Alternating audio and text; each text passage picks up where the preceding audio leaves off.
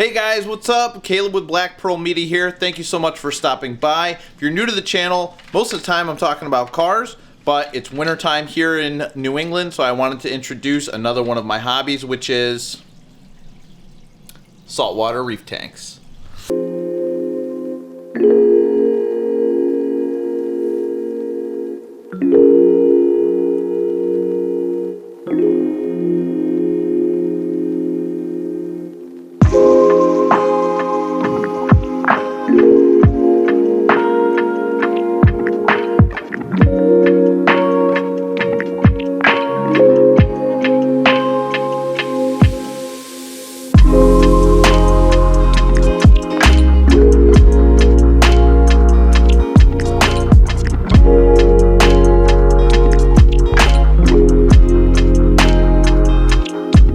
So while my car is in storage for the winter time, usually fish tank stuff has taken up most of my hobby time. I've recently, within the last couple of years, gotten into saltwater. It was mostly freshwater for a long time, but saltwater has been a really cool experience, and I'm super stoked that I'm kind of starting to nail it, work out the kinks, really get into it. I've tried it haphazardly before with not so much success, which was kind of disheartening.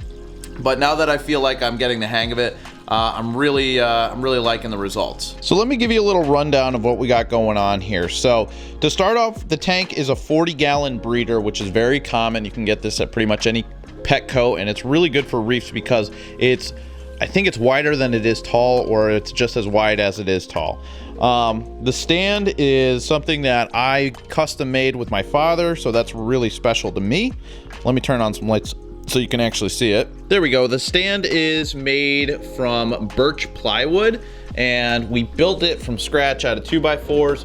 This front panel comes off with I'm good. Front panel comes off, and it's got metal tabs and magnets that hold it together. Under here, no filtration stuff. I've got some supplements and auto top off fresh water, because when water evaporates, it's fresh water that's evaporating, and you have to replace it with fresh water. As far as livestock goes, the oldest fish I have in my tank are these clownfish I've had for about 2 years. We've got these juvenile Banggai cardinal fish. I have a yellow tang, which is beautiful, really active, very funny fish. I've got blueberry over here, which is a pygmy angel. I forget what they're called. It's like a yellow-faced angel or something like that. Got a pistol shrimp and a goby pair. They're really cool. The goby and the pistol shrimp, they made up in the wild. The pistol shrimp's a digger, so he digs a hole for them. And he's blind though, so the goby warns him of any danger and food. So they work together. Look, see, he's got his little claw full of debris he's about to push out. My wife's favorite fish here is a royal garama. They've got a beautiful purple and yellow tail, and very active. The first one we got was very shy. We don't even know what happened to it, and he's not shy at all. He stays out. This is the second one we've gotten. He stays out and about, and he's not afraid of any of the fish like he used to be, so that's really cool. Under here, it's really hard to see, but I've got a fire shrimp under there. You can see his whiskers a little bit. Kind of hard to see, but he's pretty cool. He comes out, but he lives in this cave here. And I think that does it for the fish. There's also a lawnmower blenny in here somewhere, but he usually only comes out when it's feeding time. So as far as corals go, we have a bunch of softies in here. So soft corals are a lot easier to take care of. They're not as finicky, so as a beginner, you know, it was definitely a good option for me to go with a lot of soft corals. Okay, so that's the rundown. I'm gonna actually go to the fish store, pick up another coral, and I'm gonna show you how I add it into the tank, because it's a little bit of a process. So I don't know if I'm allowed to bring my camera into the fish store, so I'm just gonna run down there really quick, and I will come back, and with YouTube magic, got it. Look at that. I just came back from the fish store and picked up a pink piece of coral. Closed up right now, but once it's opened up, I'll show you guys what it looks like.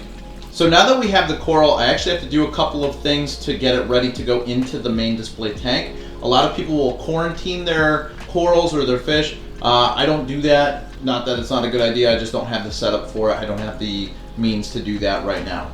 But what you should do is dip your corals A pre-dip kind of agitates any pests or critters on your coral or hidden in your coral, and they will evacuate the coral, and you can put that nice and clean into the tank. So I'll let you know what I do for that. Okay, so the first thing that I do to introduce the coral is I put the bag into the tank water so that it gets used to the temperature that I have going on and my own unique water chemistry. What I'll do is I'll add a dripper worth of my tank water probably every 2 to 3 minutes for the next 15 minutes or so to slowly get them used to my parameters. Okay, so the next thing that I'll do is I will prepare my dipping solution by adding 4 cups of my tank water. I have it pre-marked out to make it easier. Then what I'll do is I'll go ahead and add 5 to 6 drops of this coral dip solution.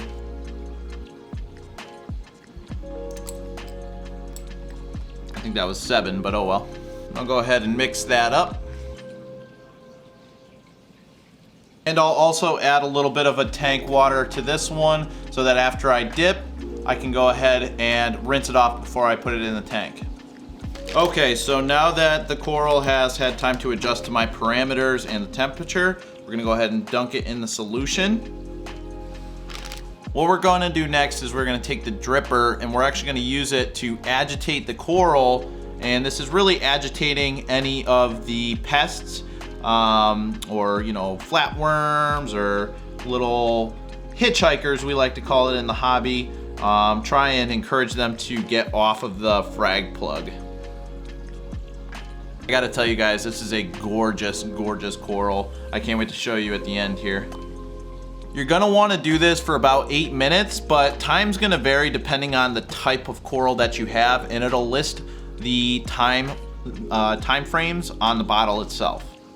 I just want to preface that this is the way that I like to dip my corals before I add them to my tank, and I've had some good success so far. There are plenty of other ways to do this and other people that are more knowledgeable than me on the subject. So if you have any comments about any of this, you can drop them below. If you're a more experienced reefer, you can put tips down there for anybody else so we all can learn together. Okay, so it's been about 8 minutes, so I'm gonna go ahead and take this and dip it into the other tank water that we had here for dipping. I go ahead here, just rinse it off, and it is ready to go into the tank.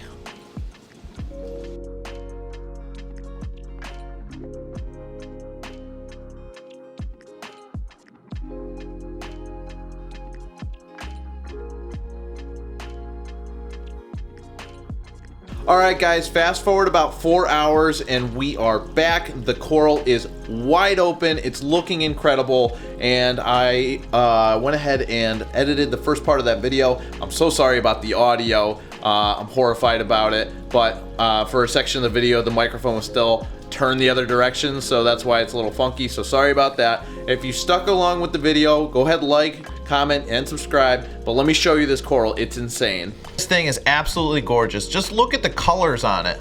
This particular one was fragged in Australia. It was healed and repaired while still in Australia before it was shipped over to the United States. It's like a deeper red with purple tips, and some of the tips are bright red, so it's kind of hard to pick up on camera. I hope I'm doing a good job here. Might have to mess around with the colors in post. You can kind of see the difference between the... Ooh, what are you doing?